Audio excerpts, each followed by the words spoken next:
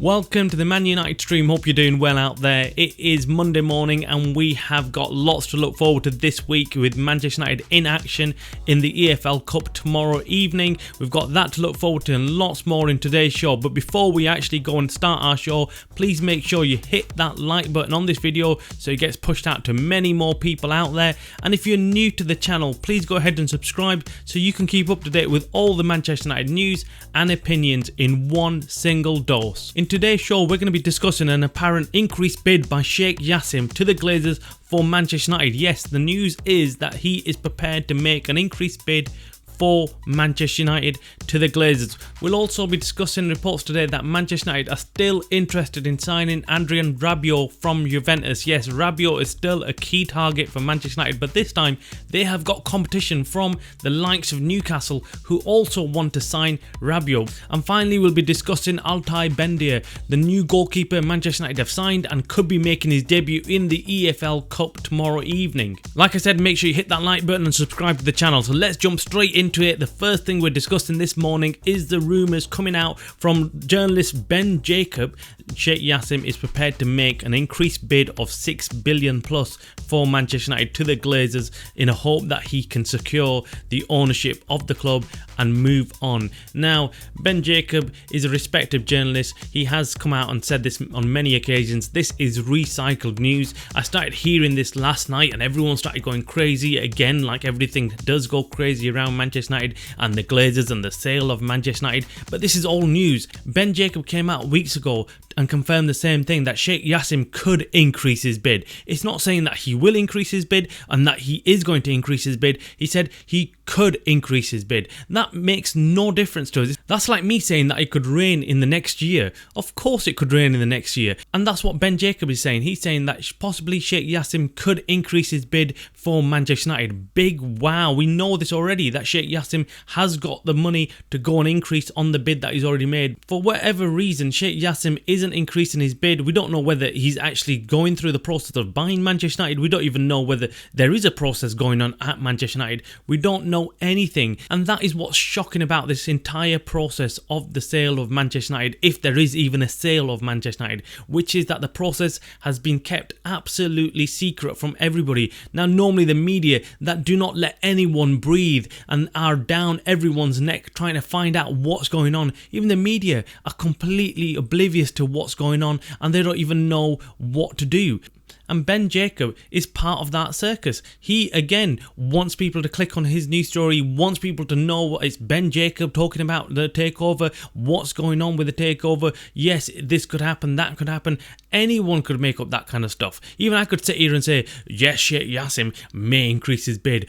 The Glazers might sell Manchester United. The Glazers might not sell Manchester United. It's become an absolute joke of a process. It's actually put a lot of people off even talking about the whole takeover. The excitement initially that came with the takeover and the possibility of Sheikh JASSIM or anybody else coming in and buying Manchester United and buying more players and improving the Old Trafford Stadium and the facilities. Initially, it was so exciting and it felt like things were actually happening and something could actually happen. We could actually start dreaming about what we could do with Manchester United and what would happen. For many fans, that whole initial excitement has completely gone away. The initial excitement of the club being sold to somebody else and the Glazers finally leaving has completely gone away. And right now, no fan knows exactly what's going on and they don't want to discuss it because it's been over discussed. We get overexcited for no reason, nothing actually happens, and we get these reports coming out from journalists like Ben Jacob, like the other journalists who come out saying it's going to get done this week and next week there's an announcement here, there's an announcement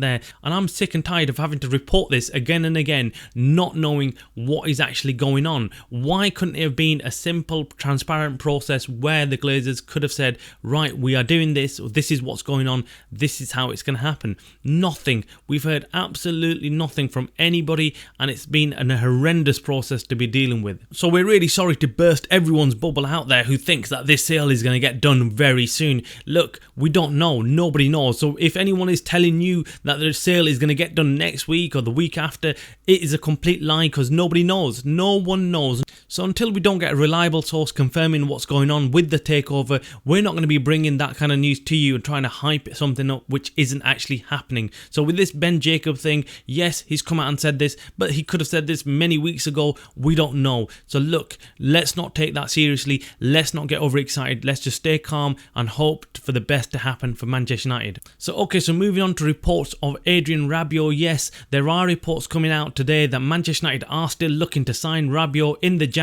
transfer window. He's still earmarked as one of those players that Ten Hag wants, but this time it's got a bit complicated because Newcastle have also put their hat into the ring and they want to buy him also. Now, I'm not going to lie to you, I'm a bit surprised. I'm a bit surprised that Newcastle want Rabiot when they've got Tonali in there and they've got other top players that they could go after, but they're going after Rabiot.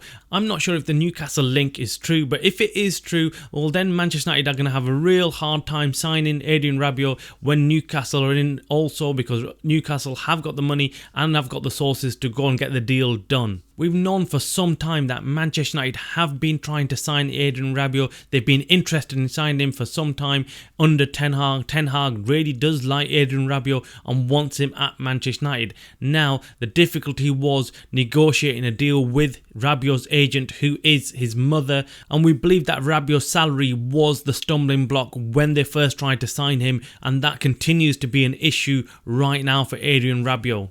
We'll bring you any further developments on this Rabiot situation as and when we get it. It is breaking news, so if you want to be kept up to date, make sure you hit that subscribe button on the video. So moving on to Sergio Reguilon. Yes, any of you who've seen him play in the last couple of games for Manchester United would have been impressed with the level of performance this guy has put in for Manchester United. The shift that he's put in for Manchester United. He's so committed. He really wants to impress. He's really working hard, and you can see it. Everything that he is doing for Manchester United, he's been so impressive. In fact, he's probably been better than Luke Shaw and Malacia both put together. I mean, he has been really good up and down that pitch. Defensively, he's been absolutely spot on, but what he's given Manchester United in options of going forward is amazing. He has really got some attacking instinct and really wants to get forward on that pitch every time he gets a chance. And what we're hearing from sources within Manchester United, they've been really impressed with Sergio Reguilon, the way he's come in and his commitment to the club, and Ten Hag really likes his commitment as well. Apparently Sergio Reguilon was ill in the game against Burnley, but yet he still wanted to play, still turned up for the team and played his minutes for the team and made sure he got them over the line. And Ten Hag was really impressed with this kind of attitude and really wants to keep him at the club post-January. And most fans wouldn't be surprised and upset about this happening, because Sergio Reguilon has shown what he's capable of. He's still got a lot to give, and he's a great option for the Manchester United team to have on the bench. Even if Luke Shaw and Malacia are fit, Sergio Reguilon will give Ten Hag some options coming off the bench, and we feel that he will be signed on a permanent deal to Manchester United. Let us know what you think about Sergio Reguilon's appearances and performances for Manchester United so far. Has he been good enough for Manchester United to go out there and sign him on a permanent deal? Or do you think Manchester United are rushing it a little bit and should hold off and wait and see what he gets up to in the next couple of games and up until January? Let's wait and see. I think Manchester United will not rush in and sign him straight away and on a permanent deal, but what they will be doing is looking at him very carefully, and if he continues on this same trajectory, he will definitely get a permanent deal. His commitment to the team, his work rate for the team is absolutely astonishing, and he's brought something to the team that we didn't have under Luke Shaw or Malacia. So finally moving on to Altay Bendia. He is a goalkeeper we signed from Fenerbahce, whose name I'm sure I'm not pronouncing properly. So if I'm not pronouncing it properly, I apologise to everyone out there. And Bendia, or whatever his name is pronounced like, I apologise. I need to learn how to pronounce his name properly. I need to find out his proper pronunciation and get that sorted. But he is possibly going to make his debut in tomorrow's game in the EFL against Crystal Palace, we're hearing. The rumours have started leaking out of Manchester United, and sources have confirmed that Ten Hag will play Bendia in that game against Crystal Palace, and we'll get to see this new goalkeeper that Manchester United have signed. It's exciting times. We hear that he's a lot similar to David De Gea than he is to Onana. He's a great shot stopper, not so good with his feet, but he's absolutely brilliant. He's built like a tank, very tall, and he's got a lot of potential. So this keeper is going to be interesting to watch, see what he's like in game and whether he could go forward and become one of the best keepers at Manchester United. Now, we will preview this EFL game against Crystal Palace in tomorrow's show, so subscribe if you want to watch that. It will be interesting to see what team Ten Hag puts out there against Crystal Palace. Is he going to put a strong team out there, or is he going to put a second B team out there and see what they can do against Crystal Palace? It'll be very interesting to see what Ten Hag thinks of the EFL Cup, whether he's prioritising it this year or not. In fact, it'd be great to hear from all you guys out there. What do you think? Do you think Manchester United should be putting out a strong team in this EFL Cup and prioritising it just as much as the Premier League? Or do you think, given the injuries that Manchester United have got right now, that they need to put out their B team and start prioritising the Premier League rather than the EFL Cup? Let us know your thoughts. Drop your comments below. We'd love to hear from all of you people out there, because you are important to the channel. You are the channel. It's amazing what one win can do for a club. The amount of positivity that's come out of this one win. Ten Hag is looking a lot happier. The players seem a lot more confident and happy with the win,